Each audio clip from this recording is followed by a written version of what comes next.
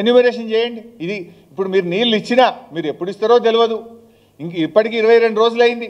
ఎన్ని రోజుల్లో ఇస్తారో స్పష్టత కూడా లేదు. ఇప్పుడు ఇచ్చినా చేతికి రావు. ఈ పొలాలైతే ఇది చేతికి కూడా రాదు. మళ్ళా ఇప్పుడు నీళ్ళు ఇచ్చినా ఇది ఆల్రెడీ అయిపోయింది. ఈ పొలం నీళ్ళు ఇచ్చినా ఈ పొలం మళ్ళీ చేతికి రాదు. ఇది ఎవరి పొరపాటు? కాంగ్రెస్ ప్రభుత్వ వైఫల్యం. దీనికి రైతులకు ఎందుకు శిక్ష పడాలి? వరద నష్టంతో ఏ రకంగా అయితే రైతులు నష్టపోయినారో వారికి ఇచ్చినట్టుగానే కాంగ్రెస్ పార్టీ నిర్వాహకం వల్ల నీళ్ళు ఇవ్వకపోవడం వల్ల ఎండిపోయిన పొలాలను కూడా ఎన్యూమరేషన్ చేయాలి.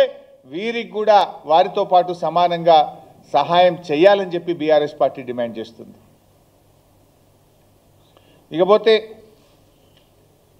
వీళ్ళది ఇంకొక అంటే వీళ్ళ నిర్లక్ష్యం ఎట్లా ఉంటుంది, వీళ్ళకి చిత్తశుద్ధి లేదనడానికి ఇంకో చిన్న ఉదాహరణ కూడా చెప్పాలనుకుంటున్నాను.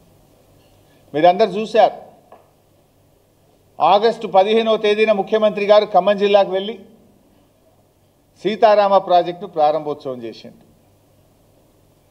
ఆడ ఇక మంత్రులు ముఖ్యమంత్రి గారు ఒకరికి మించి ఒకరు డైలాగులు కొట్టిండ్రు. ఇక సాగర్లో నీళ్లు రాకపోయినా, కృష్ణానదిలో నీళ్లు లేకపోయినా సీతారామ పనులను పూర్తి చేసినాం. 70 రోజుల్లో చేసినాం, 80 రోజుల్లో చేసినాం. ఇక ఇంత గొప్పగా ఎవరు చేయనే లేదు.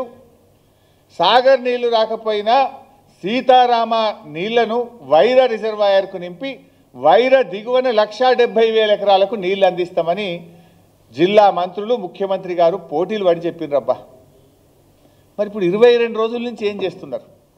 ఆల్రెడీ స్విచ్లు ఒత్తుతిరి, శాల్వాలు కప్పించుకుంటారు, పూలు జల్లించుకుంటారు, సప్పట్లు కొట్టించుకుంటారు. మరి పైన ఇప్పుడు పాలేరు కింద కాలువ దిగిపోయాయి. 22 రోజుల నుంచి సీతారామ మోటార్లు ఆన్ చేసి వైరా దిగువన 1,70,000 ఎకరాలకు నీళ్ళు ఇవ్వచ్చు కదా, ఎందుకు ఇస్తలేరు? అంటే ఎక్కడ పనులు పూర్తి కాకుండానే సీతారామ మోటార్లు ఒత్తి డ్రామాలు చేసిండ్రా?